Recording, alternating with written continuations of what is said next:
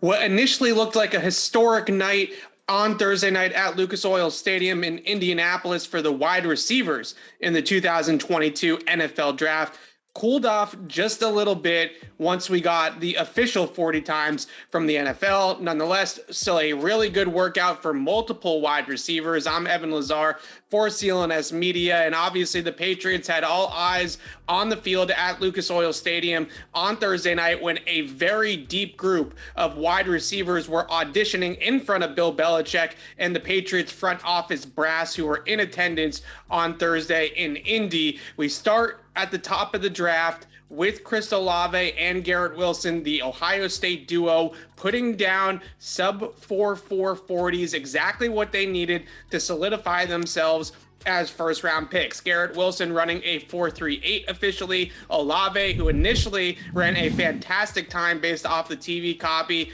went back down to earth a little bit based off the official number of 4.39 for the speedster from Ohio State. Those are two very good numbers. Wilson projected by many as the consensus wide receiver one in this draft, a top 20 talent. Olave might be more realistic for the Patriots at 21. If that 4.26 number held, as we saw on the TV broadcast, then he probably would have been out of range for New England. So this is actually a pretty good thing for the Patriots that his number came in at a more pedestrian 4.39. I say pedestrian, but that's obviously blazing fast as well. Olave, silky smooth route runner, vertical speed, obviously with that number. You have that ability to get off the line of scrimmage in the first 8 to 12 yards of his route, and then cleanly and precisely snap off route breaks at the intermediate level and lose coverage on the outside. You can also bump Olave inside, have him run vertical slot fades, post routes, deep crossers, things like that, from in tight to the formation as well.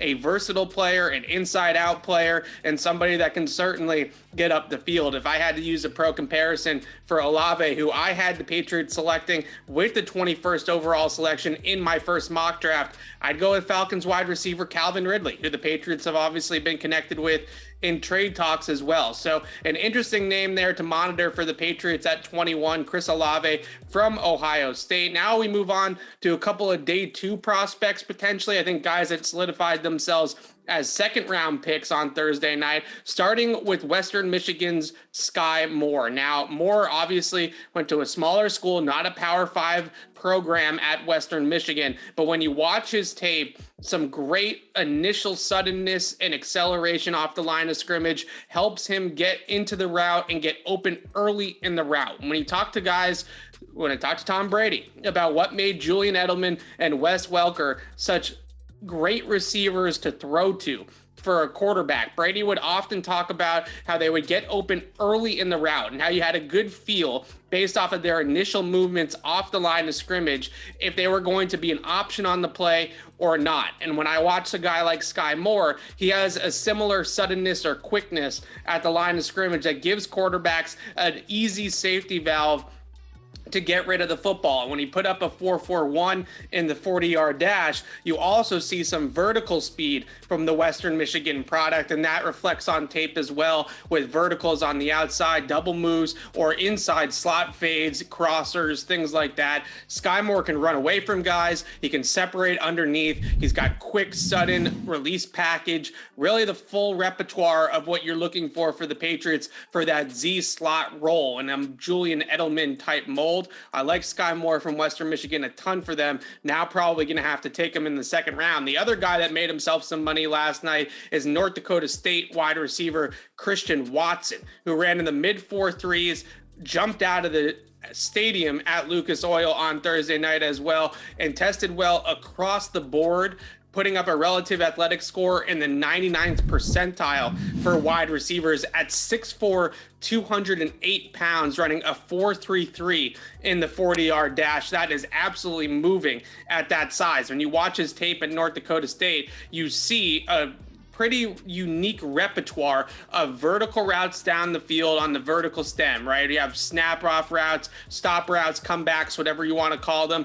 pushing vertically up the field, getting DBs to open up, and then stopping down at the intermediate level underneath that coverage. You have vertical separation over the top, obviously running by people on deep throws, but then you also have the ability to line up Christian Watson out of the backfield or on jet motion or end arounds and hand him the football as a ball carrier and watch him pick up yards with the football in his hand. So a very versatile player that can also take the top off the defense. Christian Watson, if the Patriots are looking for that size speed combination to put on the outside of their offense, I love the North Dakota State product for them as well. And now going on to some day 3 guys potentially.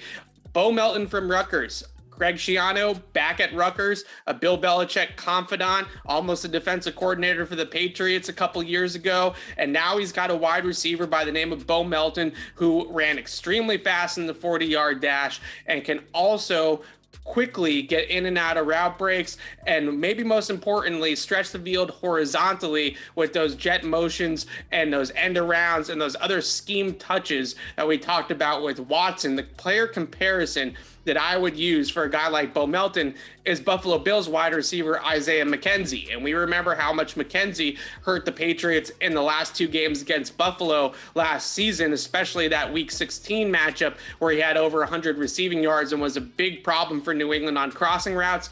I think Bo Melton can be a similar mold to that type of player as well. And then in that mold, Calvin Austin from Memphis, a fantastic workout, really killed it in pretty much everything. Vertical jump, 40-yard dash, 3-cone, one of the few receivers that actually came in with a decent 3-cone time at the end of the night last night. So a really interesting prospect that is also in a similar Jakeem Grant, Isaiah McKenzie type of player.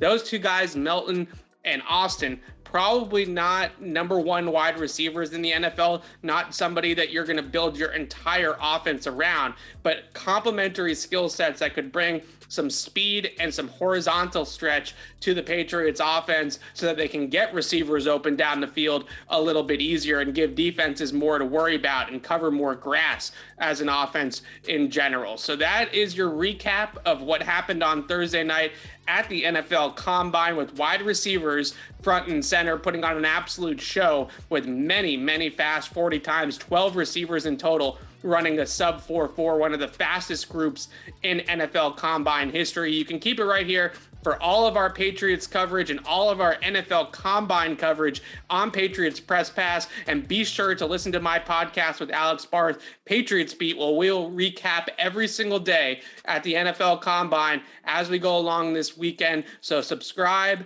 to the podcast as well, and we'll see you next time. I'm Evan Lazar for CLNS Media. Thanks for watching. Thanks for watching our coverage of the 6-time Super Bowl champion New England Patriots. Make sure to subscribe to our YouTube channel, Patriots Press Pass, for a lot more exclusive content on the Patriots right here on CLNSmedia.com.